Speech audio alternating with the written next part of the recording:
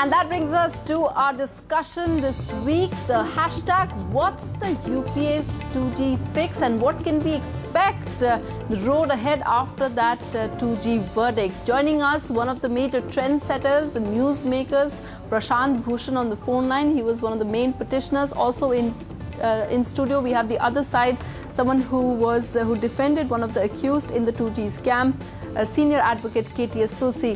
Mr. Prashant Bhushan, first to you, is the verdict, you've been fighting for this for years now, is the verdict in 2G given by Supreme Court what you expected? Well, I think it's better than what I expected, because the court has not merely cancelled these licenses, which they found have been given in a totally arbitrary, capricious and almost dishonest manner, but they have also said that natural resources of this country, which are valuable and scarce, cannot be given out to private corporations or private entities in this kind of totally arbitrary, non-transparent and illegal manner of first come, first served, without a transparent public auction. That these are valuable assets which have to be held in public trust by the government, which have to be used for public benefit, and if they are being given out to private corporations for their commercial profit, then they must be handed over in a more transparent and fair manner, which is by a public auction. Okay, and one of the things that the government has gone to town with is the fact that they've said that there's no indictment of the government as such. There's an individual, A. Raja, who is behind the scam. Is that something that the activists like you are happy with? No, I don't think that they have given any clean chit to anybody in the government. In fact, they have very, very severely indicted the manner in which these licenses were given. And the government throughout maintained that there was nothing wrong in the manner in which these licenses were given.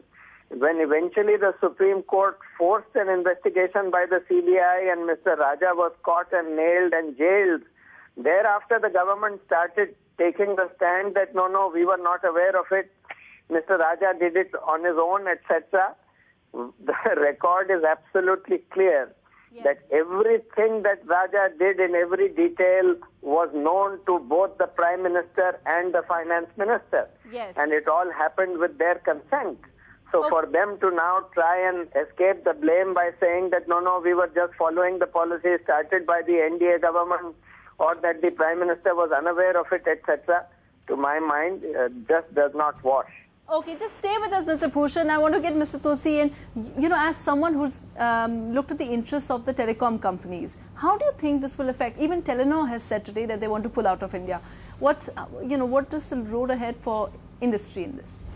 Well, I'm sure the industry will find a way of resolving this crisis with the TRAI in the first instance, and then with the DOT and the Ministry of Telecom.